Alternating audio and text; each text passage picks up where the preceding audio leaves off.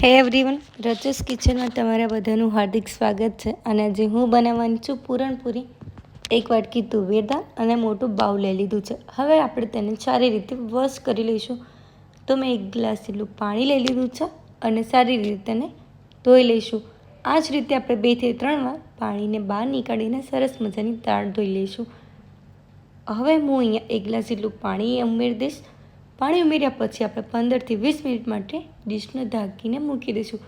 તો 15 થી 20 મિનિટ થઈ ગઈ છે અને દાળ જોશો તો સરસ મજાની દાળ આપણી ફૂલી ગઈ છે. તો હવે આપણે તેનું પૂરણ બનાવીશું.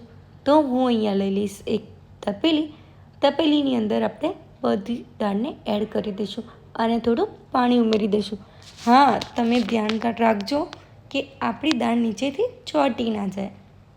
હવે આપણે ગેસ અહીંયા ઓન કરી લઈશું. ઓન કર્યા પછી આપણે તપેલીને એની ઉપર મૂકી દઈશું અને ડીશ ઢાંકી દેવાની છે અને ધીમા ગેસની આંચ ઉપર આપણે દાળને થવા દઈશું. દાળ થાય ત્યાં સુધી આપણે લોટ બાંધી લઈએ. તો મેં અહીંયા 2 બાઉલ જેટલો લોટ લઈ લીધો છે. અહીંયા એક મોટો બાઉલ લઈ લીધું છે. હવે આપણે લોટ બાંધી દઈશું. તો મેં અહીંયા 1 વાટકી અને બીજી વાટકી લોટ ઉમેરી દીધો છે. આની અંદર આપણે મીઠું એડ કરવાનું નથી. અહીંયા 1 થી 1.5 ચમચી જેટલું આપણે તેલ એડ કરવાનું છે અને આપણે થોડું મિક્સ કરીને પાણી ઉમેરીશું. પાણી ઉમેરવા પછી આપણે બહુ ઢીલો કે કઠણ ના થાય તેનું ખાસ ધ્યાન રાખીશું. તો અહીંયા કઠણ કે ઢીલો ના થયો એ રીતે આપણે મીડિયમ લોટ બાંધી લીધો છે અને એક બાજુ આપણી સરસ મજાની દાળ થઈ ગઈ છે. દાળ અધકચરી રાખવાની છે, બહુ ચડી ના જાય તેનું ધ્યાન રાખીશું. તો મેં અહીંયા એક બાઉલ લઈ લીધું છે અને આપણે ગોળ સમારી લઈશું. જો તમે ખાંડનો ઉપયોગ કરતા હોય તો તમે ગોળ જગ્યાએ ખાંડ યુઝ કરી શકો છો. તો મેં અહીંયા 1 વાટકી ગોળ સમારી દીધો છે. તો અહીંયા સરસ મજાનું ગોળ સમારી લીધો છે. હવે આપણે કઢાઈ મૂકી દઈશું. તો મેં અહીંયા કઢાઈ મૂકી દીધી છે. હવે આપણે તેની અંદર દાળ એડ કરવાની છે. દાળ એડ થઈ ગયા પછી આપણે તેની અંદર ગોળ એડ કરી દઈશું. તમે ગોળની જગ્યાએ ખાંડનો ઉપયોગ પણ કરી શકો છો. હવે આપણે તેને સારી રીતે મિક્સ કરી લેવાનું છે અને નીચે ચોંટે નહીં તેનું ખાસ ધ્યાન રાખવાનું છે. આપણે છેક સુધી આ જ રીતે મિક્સ કરતું રહેવાનું છે જ્યાં સુધી ગોળ આપણું દાળની અંદર એડ ના થાય. અને આપણું સરસ મજાનું પૂરણ રેડી થવા આવ્યું છે. પૂરણ રેડી થયા પછી આપણે તરત તેનો ઉપયોગ નથી કરવાનો. એક ડીશ લઈ લીધી છે. ડીશની અંદર આપણે પૂરણને ઠંડુ કરી દઈશું. પૂરણ ઠંડુ થઈ ગયા પછી આપણે પૂરણને એકદમ ગોળ કરી દઈશું. જો તમે ડાયરેક્ટ વણતા હોય તો તમે એ રીતે વણી શકો છો, નહીં તો આ રીતે જો તમને ઇઝી પડે તો તમે આ રીતે પણ કરી શકો છો.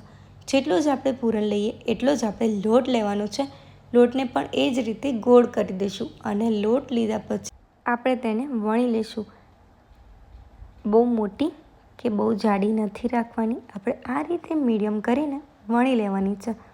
આપણે પૂરણપૂરીને વેડમી પણ કહી શકાય છે. આ ગુજરાતીઓની ફેવરેટ હોય છે. હવે આપણે તેની અંદર પૂરણ એડ કરી દીધું છે. પૂરણ એડ કર્યા પછી આપણે લોટને આ રીતે મિક્સ કરી દેવાનું છે અને ઉપરનો જે ભાગમાં લોટ હોય એને આપણે નીકાળી દઈશું. નીકાળી દીધા પછી આપણે પાછું ગુલ્લું એકદમ ગોળ લોટને ગોળ દબાવી દીધું છે. ગોળ દબાવ્યા પછી આપણે તેની ઉપર સૂકો લોટ એડ કરી દીધું છે. જો તમે ડાયરેક્ટ કરતા હોય તો તમે એ રીતે કરી શકશો. આમાં પણ મેં મસ્ત મજાનો અહીંયા સૂકો લોટ એડ કરી દીધો છે. હવે આપણે તેને વણી લઈશું. બહુ ભાર દઈને નથી વણવાનું, મીડિયમ વણવાનું છે, નહીં તો આપણું પૂરણ બહાર નીકળી જશે. તો અહીંયા મારું પૂરણ પૂરી કમ્પ્લીટ થવાય છે. તો મેં આ રીતે મસ્ત મજાની ગોળ વણી લીધી છે. તો મેં અહીંયા વણાય ત્યાં સુધી હું અહીંયા મૂકી દઈશ તાવડી. હવે તાવડી ગરમ થાય એના પછી આપણે એડ કરી દઈશું. તો મસ્ત મજાની આપણી પૂરી કમ્પ્લીટ થઈ જવાય છે. તો અહીંયા મેં તાવડી મૂકી દીધી છે. તાવડીની અંદર હવે આપણે પૂરણપૂરીને એડ કરી દઈશું. જો તમે લોકો તેલમાં શેકતા હોય તો શેકી, નહીં તો તમે સ્કીપ પણ કરી શકો છો. મેં અહીંયા ના ઘી કે ના તેલના ઉપયોગ વગર મસ્ત મજાની મારી પૂરણપૂરી રેડી થઈ જવાય છે. મેં અહીંયા એક બાઉલ લઈ લીધું છે. બાઉલની અંદર 2 થી 3 ચમચી જેટલું હું ઘી એડ કરી દઈશ.